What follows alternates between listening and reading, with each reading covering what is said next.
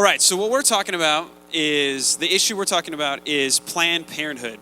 The message title is, What Would Jesus Say to Planned Parenthood? There's a message kind of outline in there that you can grab and you can take notes. There's life group questions in there. That's how we're going to dive into those things later throughout the week. Again, we're about doing a service really well and trying to do small groups really well. Those are the two things we try to put all of our effort into. So small group questions, that's for small group time.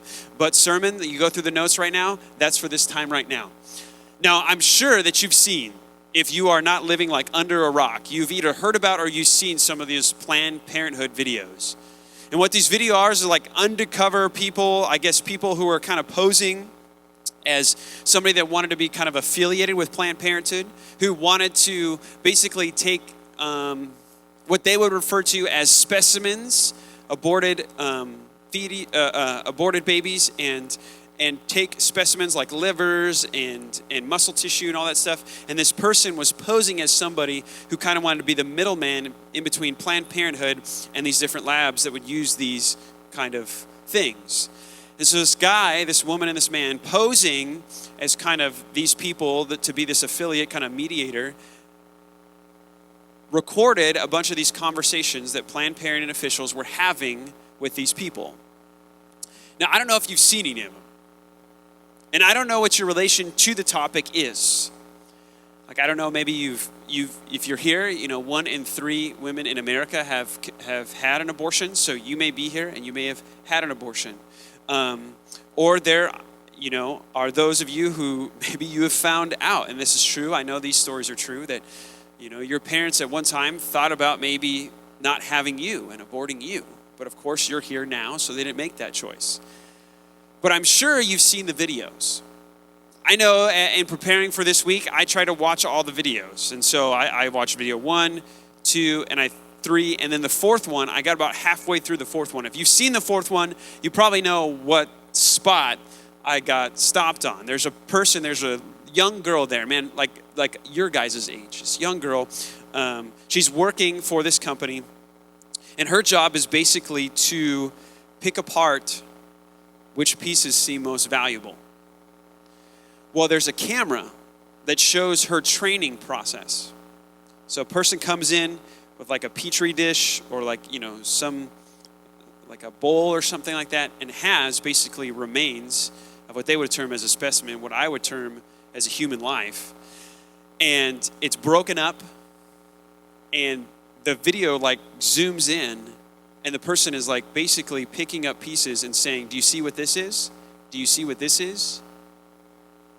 And I had to stop because I thought I was going to get sick. I was like, what I saw, I'm pretty sure from what I can remember, I blocked the screen and then went away, hit the space bar and went away so it paused the video and I could just leave, was an arm. It was like fingers and a hand.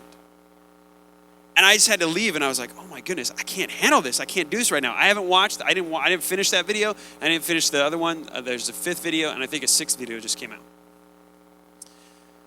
But what do we do with that kind of stuff? Not even just from a Christian perspective, like what would Jesus say, but what do we do with that stuff as human beings? As human beings, when we look at that, what should our natural response be to that? And it seems like these people in this video, especially the person giving the training, is just nonchalantly walking through this like it's a routine thing. It's expected to be done, and it's okay. It's a part of commerce. It's a part of the business of abortion. And there's nothing wrong with this. What would Jesus say to that trainee, or the person doing the training, or the person who just had the abortion? What would Jesus say? Now, we have seen what the church says. We have seen what some radical Christians have said. We've seen radical Christians who've tried to harm people who are getting abortions, or abortion doctors or things like that. We've seen very aggressive speech, those picketing or those maybe outside of an abortion clinic or a Planned Parenthood facilities. We've seen that. Which side would Jesus be on? Would Jesus be over here picketing with the sign? Would Jesus be maybe physically restraining these people? Or would Jesus be on this side performing an abortion? Would Jesus be on the side of counseling a young girl who has an unwanted pregnancy? Or let's just say a girl who was raped, who her innocence was taken from her. And now she's in this room, and this is the first time she's even been intimate with somebody, and she would not even call that intimacy, but now she has this pregnancy, and this person is left. She doesn't even know who he is, and now she's 17 and has a child growing inside of her. What would Jesus say to her in the room if he was a Planned Parenthood doctor? What would he say? I think what Jesus would say is something he said to somebody a long, long time ago. In Acts chapter 9 in the book of the Bible, there's this guy named Saul. And Saul is described as a persecutor of the church. Saul is this guy who believed in the Old Testament. If you look at your Bible and you think everything before Jesus is what's called the Old Testament, everything after Jesus or during Jesus' lifetime is called the New Testament. And so this guy Saul believed in everything before Jesus. And when he saw Jesus and his followers and he saw this movement start to grow, what he saw was something hurting his religion, hurting the dignity of who God was, worshiping and leading people astray.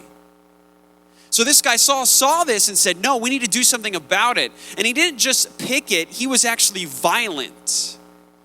We know that Saul was one of the first persons at the scene of the first Christian martyr by the name of Stephen.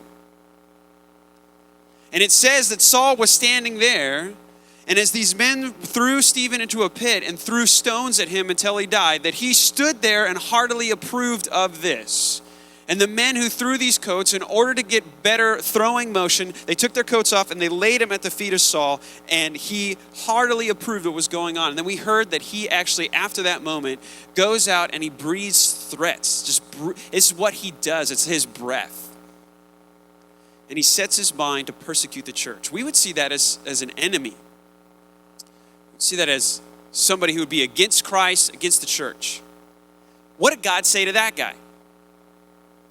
Well, again, Saul was on the road and he was doing something so he could basically persecute the church. He was trying to imprison people. He had letters of people who were joining this way, and so he wanted them imprisoned, maybe beaten, maybe killed. We're not certain. But on his journey there, he gets knocked off of his mode of transportation, right, his donkey. He gets knocked off and he meets God. And God blinds him and speaks to him and says, Saul, Saul, why are you persecuting me?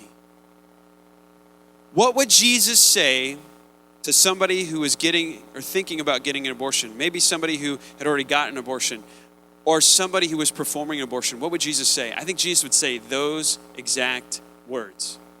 Why are you persecuting me? Now, before we get into why Jesus would say, why are you persecuting me? The first part is important. Why are you persecuting? Persecuting. I mean, doing something wrong, you're just not disposing of something. An abortion isn't just taking out a kidney that's not functioning anymore, or taking out a liver or a piece of the liver that's dying.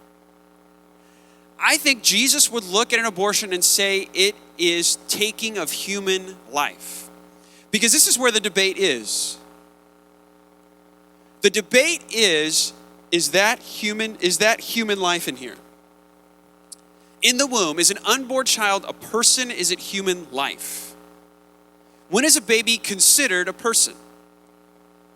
That's the big debate. That's the big question. Because usually people who perform abortions aren't saying, hey, let's go murder a child. Let's go take a life. They don't use those terms. In their mind, I think this is most of people, I think I'm being generous here, that most people who either get an abortion or perform abortion aren't thinking, hey, let's kill little children. What they're thinking of is this is not a human life, therefore it is disposable. It's just a clump of cells, or like you see in the abortion, the Planned Parenthood videos, it's just a specimen. It's just a specimen that can be disposed. It's a specimen, like you used to dissect a frog in biology. That's just a specimen. And this is just a specimen, so it can be terminated, it can be eliminated if it is unwanted. You don't want your kidney stones, they'll zap them, right? If you don't want your specimen, then they'll take care of that. So if the debate is over, when is human life really human life? When is the unborn really a person? Well, what would the Bible say? What would the Bible say? What does the Bible say about that? So I just encourage you to follow along with me in your outline. Let's look at Psalms 139. Psalms 139. This is the first part we're going to look. When God thinks of the unborn, what does he think of? Does he think a group of cells, like a cluster of biological material that will one day be a human? Because this is usually the language that is used of those who are pro-choice, is that you came from an embryo, not that you actually were an embryo. So there was a point in which you weren't a person in the womb. There's some stage of development in which you achieved personhood. Well, how does that square with the Bible? Again, I think Jesus would say, why are you persecuting? I think he would see this as a crime. I think he would see it as a sin. I think abortion to him would be classified as murder. This is why I believe that. This is in Psalms 139. Psalms 139. This is the psalmist, he's writing, he's thinking about how God knows him, and he knows him so well. And in verse 13 of Psalms 139, he says this, "For you formed my inward parts. You knitted me together in my mother's womb. I praise you, for I am fearfully and wonderfully made." First, God sees an unborn child as not just your work. Right? Two people having sex. You give 23 chromosomes through your sperm. You give 23 chromosomes through your egg. And you make the child. Like, let's make love. Let's make a baby. Is it true that you are involved? Absolutely. But it's not true that God is not involved. Right here it says that God knows us and he forms us. He sees us, and the writer says, I am wonderfully made. So right there, what do we see? Whatever we are getting rid of, whatever we are disposing of, is a work of God, not biology. Now, this is kind of the first part that I would feel very unsettled about in having abortion, is God is called the giver of life and the taker of life. The giver of life and the taker of life. So I think right here, what does this tell me? God is giving life in the womb. And if he's the one to take it, taking the life in which he created would be wrong. God is intimately involved. It's not just a process of biology and development. It's a divine process that he is involved in. We're going to get into deeper what he's actually doing there, but just start there. This is God's work. This is God's work. Well, again, okay, so God's working in the womb, but okay, maybe God's working in the womb. You know, when God created Adam, he used some dirt and then he breathed life into him, then it became human life. So there's a point in which Adam wasn't a person. He was kind of just that dirt he was using, and then he breathed life into him. So maybe, even though it's God's work, there's a point in which you're not a human. Like 3 days, 4 days, 8 weeks. There's got to be some time maybe where you're not a human being. Is there anything in the Bible that indicates when we should refer to somebody as actually a person, a human being? The answer is yes, it does speak to that. And I think it speaks to it at the point of conception. So when 23 chromosomes meet 23 chromosomes and make 46, that right there, that's called conception. You remember in little biology class, you had that little egg and that little one lucky sperm who finally made it, and he kind of wiggles his way into, and boom! That's when you are conceived. That is conception. That's when the clock starts, when all the genetic material that you need to be a human being is right there. All it does now is develop. Check this out. When Jesus was born, Matthew chapter 1, verse 20.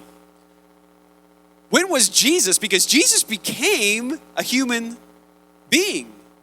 Was Jesus like 14? And he was just walking around, and one day, he's like, his voice dropped and the Holy Spirit fell on him and he became God? Right? That would talk about massive puberty, right? You not only have hair growing, now you have the Holy Spirit residing in you, and you are God. Is that what happened to Jesus Christ? No. When did Jesus Christ's narrative of being a human being start? When was the Genesis moment for Jesus Christ? Because that would tell us when human life starts. This is Matthew chapter 1, verse 20. It says this, and this is the angel speaking to Joseph. It says this, but he considered these things, because Joseph is thinking, Mary, I see that you're going to have a baby. We haven't had relations, so you've cheated on me. I'm going to not get married to you. They were engaged. I'm not going to get married to you. And so an angel comes, he intercedes, and this is what the angel says. But as he was considering these things, Joseph, behold, an angel of the Lord appeared to him in a dream, saying, Joseph, son of David, do not fear. Take Mary as your wife, for that which is conceived in her is from the Holy Spirit. When did Jesus' humanity begin? When did the Messiahship of Jesus Christ start? When did he step out of human and, like John says, make his tent his dwelling among us? When did he take on flesh? When was that divine, what we would call in theology, incarnation happen? Putting flesh on happen. It happened at conception. So if that's true for Jesus Christ, shouldn't we then interpret, yes, this is true of human life? That it is a work of God, and that work of God is life at conception. You might be thinking, yeah, those are fuzzy, man. You have not gotten me. I don't think you've nailed it on the head. I still think, man, maybe 8 weeks, 6 weeks, 4 weeks, 3 weeks, it's not really human life. It's just, it looks like a tadpole. Like, have you ever seen it? It just looks like a frog. Which I would say to you, okay, it looks like a frog, but I've seen some people who look really ugly, kind of look like goats, and they're still human beings. No, I'm just kidding. But just because it looks odd does not mean it's not a human, right? You know how you know it's a human? Because two humans got together and made it. That's how you know it's a human. So it may look in a developmental stage like something else, but it's not something else. That something else is not going to turn into a frog. Women do not give birth to frogs. It may look like some other animal, but doesn't mean it is another animal because it came from two different animals, two human beings. The clearest passage is found in the Old Testament, in Exodus chapter 21. Now I want to walk through this one because I think this is the strongest one. This is the strongest one. In the Old Testament, you might have heard this before, there's kind of a ruling, a law, a way of thinking about justice. It's an eye for an eye and a tooth for a tooth. Now, what does that mean? It actually gets very descriptive. If you hurt somebody and their eyeball falls out, you know what the punishment is? We take your eyeball out. An eye for an eye, a tooth for a tooth. If Joe and I are fighting, let's say we're arm wrestling or something like that, and my hand slips out, right, because I'm so incredibly strong, and my hand, smacks Joe in the face and his tooth comes out, what's the punishment? Tooth, man. He's got to knock my tooth out. Now, does that mean in every situation, in every case, like, if I wreck your car, you got to go drive to my house and wreck my car? No, what it's saying is there's got to be equal compensation. There's got to be sense if you committed this crime, the punishment should fit the crime. So think about that. Eye for an eye, tooth for a tooth.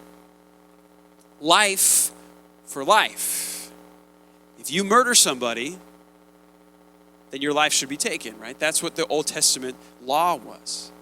Well, check this out, because it gets very specific in this case. And there's a lot of them here, but this is Exodus chapter 21. We're going to focus and zoom in on verse 22. This is what it says. When men strive together, that means they're fighting. Now, I don't know what's going on. Maybe they don't have enough matzah. I don't know. Two Hebrew guys are fighting. They're really angry. They're really upset. And they're just duking it out. Now, it says, and hit a pregnant woman.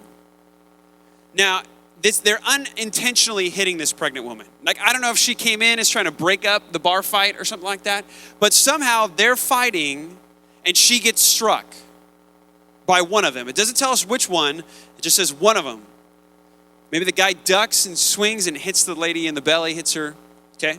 This is what it says. Now think, eye for an eye, tooth for a tooth. Life for a life. So she's pregnant, which means she has a child in her. It does not say how old the baby is. But I think that doesn't mean that it's not about specification. It just means generally, when the Old Testament thinks of the unborn, it thinks of the unborn in one large category. It's not going to answer the question of, is 6 months this, is 3 months this? That doesn't matter in the Old Testament mind. Okay, this is before ultrasounds, before they saw the developmental stages of a child. Strive together and hit a pregnant one so that the child or children come out. but there is no harm. Now, there's a lot of debate. Some people would say, oh, look, the child came out, it's a miscarriage, it's a stillbirth, and it says there's no harm. Meaning there's no harm to the wife, there's no harm to the woman. And then look what it says. Like I said, life for life. The one who hit her shall surely be fined. So there's only compensation. So if you hit a pregnant woman and she loses her baby, then you get a fine. And there's no harm to her. Problem is, that's not what the verse says at all. And if you look at the context and what he's arguing, that's not what the verse says. The verse did not say that the baby died. The verse said that the baby just came out. And this word right here, but there is no harm, is general reference. It means it's not specifically talking about the woman, it's not specifically talking about the baby, it's talking about both of them. Because they're both included this, their situation started from the very beginning of a pregnant woman. So it's applying again to the pregnant woman. So what is being described is here, they get in a fight, she gets hit, and the baby comes out prematurely. And then the Bible says, if there is no harm, which means the baby doesn't die, the baby is not injured, and the woman is not injured, then there's a fine. Now, why would there be a fine? Because if the baby comes out early, it may not be fully developed. It may have complications that make it special needs. It may make it hard on mom and dad. And the idea is the husband, we'll see later in the verses, the husband decides the fine. So he can go to the court and say, look, this baby came out 13 weeks early, so it can't breastfeed. So we have to do special things in order to nourish this child. So all of that compensation has to come from the man who accidentally hit this woman. But the important part for us is this. What happens if the baby comes out and is harmed or loses its life? The verse continues. This is what it says. Verse 23. But if there is harm, and then it tells us what kind of harm it's thinking of. It's not thinking of inconvenience. It's not thinking of the baby comes out and it's developmentally challenged because it's too premature. This is what it says. If there's harm, then you shall pay life for life, eye for eye, tooth for tooth, hand for hand, foot for foot, burn for burn, wound for wound, stripe for stripe. It's saying what? If that woman dies, then the man dies. Now again, it's applied generally to both. When it says that word, if there's any harm, it's speaking of the woman and of the child. So if that baby comes out and it was hit so hard that trauma is caused and the baby is lost, and the baby comes out as stillborn, does it say, well, it depends on how developed it is. It depends on how pregnant she is. It didn't say that. It just said a pregnant woman. When is a woman actually pregnant? When do you consider a woman pregnant? Conception. When she has in her an embryo with 46 chromosomes, she at that point is immediately pregnant. So if she gets hit and has a miscarriage, if it's 2 weeks, 3 weeks, 8 weeks. In the Old Testament, even if the woman is not hurt, if that baby is harmed, it says life for life. It seems clear. Jesus would absolutely 100% say, why are you persecuting? Why are you murdering? Why are you taking human life? Now, I said more than that. I said, why are you persecuting me? Why would Jesus make it personal? Okay, so taking of human life, it seems very clear from Exodus. It seems very clear from Matthew chapter 1 that life begins at conception. Okay, but why would Jesus make it personal? Why would Jesus get in somebody's face and say, why are you persecuting me? Here's why. Why is murder wrong? Just ask yourself that question. Why is the taking of life so wrong? Like, why is the sanctity of our life and the dignity of our life so incredibly important? It doesn't seem in the Old Testament that God has a big regard for anybody else's life, any other animal's life. He builds a whole sacrificial system that's based on what? The forgiveness of sins, the shedding of blood of other animals. And we're talking a ton of animals. When Solomon made the temple and first dedicated it, dude, there were animals dying left and right every day. We're talking cows, we're talking bulls, we're talking goats, we're talking turtle doves. I mean, everybody seems to be dying. Total disregard for that animal life to some degree. So why is man seem so different? And why would Jesus make this one so personal? Why would he say, why are you persecuting me? This is why, right after the flood in Genesis chapter 9, why does the Bible make murder so personal? Why does it guard human life so much? I mean, think about it. Jesus comes on the scene. It tells us in Matthew 5, if you even get angry unjustly at another human being, you've committed murder in your heart. Doesn't that seem like a little bit of an exaggeration? Jesus is saying, Paul, like I drove 7.5 hours from Northern California today. Got here at like 3:30. Okay, went to a wedding. I drove. We're driving that long. You think I'm gonna get angry at somebody? Yes, multiple people, especially the closer I got to the 405, right? The more you get to LA traffic, the more you're like, ugh, and you wanna hurt somebody. Jesus is saying in Matthew 5, Paul, if you get unjustly angry, you committed murder in your heart. Dude, I murdered people today. You murder people. You probably murder people just walking the street. Why such a gravity and a weight to sins against you and the dignity of your life? This is why. Genesis chapter 9, verse 5. For your lifeblood I will require a reckoning. From every beast I require it from every beast I will require it, and from man. For this fellow man I will require a reckoning for the life of a man. Whoever sheds the blood of men, by man his blood shall be shed. That's the start of life for life, tooth for tooth, burn for burn, eye for eye, all that. So whoever sheds the blood of men, by man shall his blood be shed. Now why? Why is it so important, God? For God made man in his own image. Remember we said in Psalms 139 that God is creating us, working, doing something in the womb. Do you know what he's doing? He's imprinting himself on that creation, that to damage it is to some way damage him.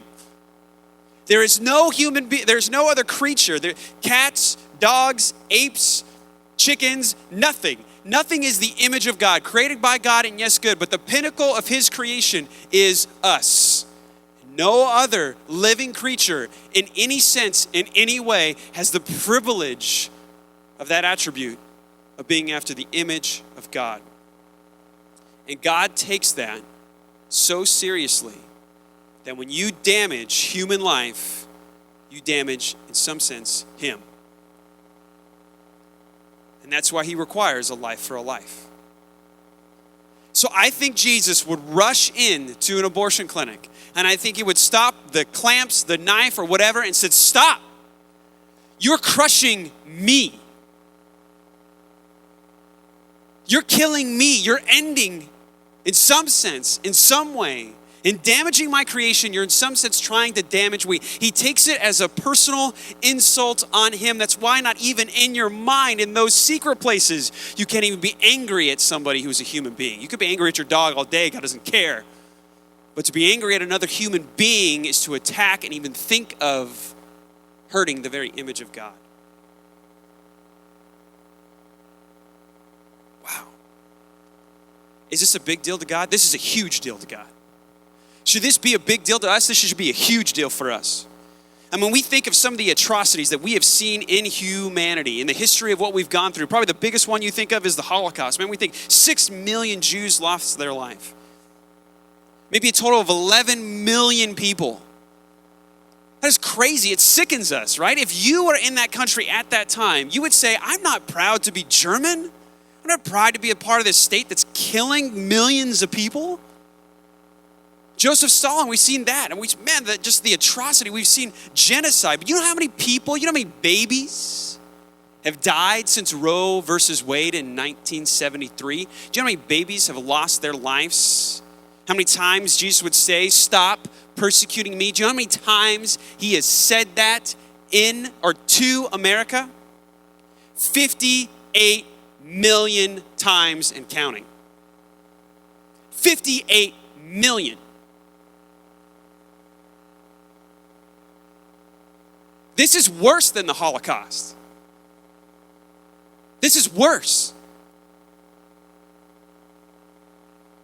1 billion plus in the world. And every time, it's a destruction of God's image bearers. And every time, he takes it personally. And every time, we should take it personally. But for some reason, we think in our minds, you know what? It's just not the same. You don't understand. It's just not the same. Now, I've had friends who have had abortions. I know in talking to them and reading different things of people who are pro-abortion or what they consider the pro-choice, usually falls into this.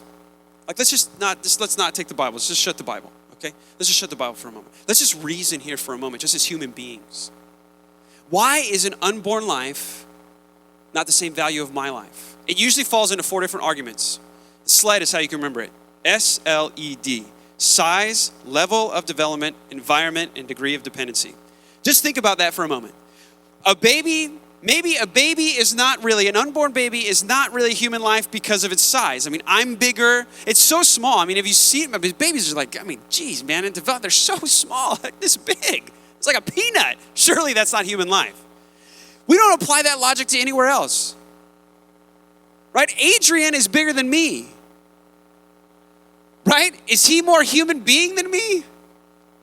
Don't say that. You might be smarter and more good looking, but he's not more of a person than I am, right? Are midgets less people? No, they're human beings. We would never use size to indicate, well, the taller you are, the fatter you are, the more of a person you are. We would not use that logic. Midgets who are skinny are still human beings. Size and quantifying human life is never an indicator. Well, what about, level of development? That's what people say. Level of development. I mean, so far in the developmental stages back here, surely that's not life. But once the baby is born, then that's life because it's a different stage of development. Okay, think about that. My daughter is 5 years old. Okay? Let's take Allie, beautiful little girl. Let's take like a 16-year-old girl who's gone through puberty. Are they in a different stage of development? Yes, my daughter at age 5 cannot have a child. This 16-year-old girl who's gone through puberty can. Is this one worth more life than that one? No, we would never use that line of reasoning. You say, well, you're more developed. Boys who hit puberty are more developed, more helpful. No, more parents want to destroy their teenagers, right? When they get through puberty, they're like, no, you're less of a human being, right? We don't use that argument. Ever. I don't mean to make light of it, but it's true. I mean, it's kind of funny how these arguments make no sense. Size? I mean, you're telling me just because a baby is small, it's not human? It's a different stage of development? We wouldn't use that at all. Okay, what about environment? If you take me and put me in a cave or a cabin, or you stick me alive in a coffin, have I stopped being a human being? No. So why when my life was in a womb is it any different? I mean, that's an easy one. The environment doesn't change anything. Where you are doesn't change anything. Just because you move on the map doesn't mean you're a less human being. That's more of an indication of life than not life. Now, the big one is this, degree of dependency. What you don't understand, Paul, is that a woman has a right over her body, and that baby is so incredibly dependent upon her body. Therefore, she can dispose of it as she wants. Okay? Let's just use that line of reasoning. So depending on the degree of dependency determines if we can terminate it or not. So a baby that is breastfeeding is very dependent. A baby, whether he's getting, on the high chair and getting fed, that's different. That's not as dependent. So we could kill this one while it's breastfeeding, but we can't kill the one in the high chair. Does degree of dependency determine? No. What about conjoined twins? Two human beings that because of something have two minds, two wills, two personalities, but their organs are shared. If you kill one of them, the other one dies. Does one conjoined twin have the right to kill the other one? No. That would be murder. But they're so dependent. Degree of dependency does not determine human life. We would say, in my opinion, if you're smaller, in a lower stage of development, in an environment that makes you more vulnerable, and you have a greater degree of dependency, you should be protected. Right? Isn't that Christian charity? Christian charity says, what do? We take care of the widows and the orphans. We take care of those that are impoverished. We take care of those who can't fend for themselves. And what is more honorable thing to do than to care for those who can't protect themselves? Well, what more an atrocious evil to harm those who can't even fight and protect themselves? If you have had an abortion, you have friends who have had an abortion, I'll just say this. I think what you have gotten is not a sense of relief, or will get a sense of relief. I think you just get an overwhelming sense of grief and regret. I know Lindsay and I, we lost a child at 8 weeks. I had a buddy this week I was talking with, great guy, love him, he's got 2 wonderful kids. They just lost their son at 15 weeks. And I will tell you, and we had a conversation, me and him today, and I told him, you know what, man, I have lost a dad at a young age. I've lost a stepdad to cancer. I've lost grandparents. But I'll tell you what, the hardest loss to ever deal with was that 8-week child. And nobody in the world is going to tell me that wasn't human life, that wasn't a loss. And when we were talking, he said the same kind of thing to me. He said, man, I've never hurt this way before in my life. And I can't imagine the emotional devastation that you would enact on yourself by not just going through that loss, but choosing that loss for yourself. Don't do that. If you're ever in a spot, come to the church. Come here and say, I want to do an adoption. I can't care for this child. Good on you. Good for you. Make that choice. We'll take care of it. We'll figure it out. But eliminating a life is not eliminating a problem, it's compounding a problem. I think Satan loves to send millions of babies to heaven if he can make millions of murderers out of us. And I think Jesus would say, stop persecuting me. But the second thing I think he would say, and just lastly, I think he would say, I love you. I think Jesus would walk into an abortion clinic. I think he would grab a young woman who just had an abortion. And I think he would say those words. Why did you persecute me? Why did you attack me? My work that I was forming inside of you, that imaged me, why did you take it? But I don't think he leaves her there. I think he puts his arm around her, and in her tears he says, I love you. And this is why I think that. It's in 1 Timothy chapter 1, verse 15. This is the last verse for tonight. It says this. Remember that guy Saul I told you? God stopped and said, why are you persecuting me? Well, it turns out God changed that guy's life. The guy who was murdering the church, who was hurting God, who was persecuting God, he changed his life. He spoke to him grace, told him about Jesus Christ. And he became a pastor, he became a preacher for the very movement that he was trying to persecute and trying to eliminate, the very people he's trying to kill. He's now pastoring. And so Paul looks back on his life and he looks and he says, this is why God did this. This is in 1 Timothy chapter 1, verse 15. It says this. This saying is a trustworthy and deserving of all acceptance, that Christ came into the world to save sinners, of whom I am the foremost. I hated Christians and tried to destroy them.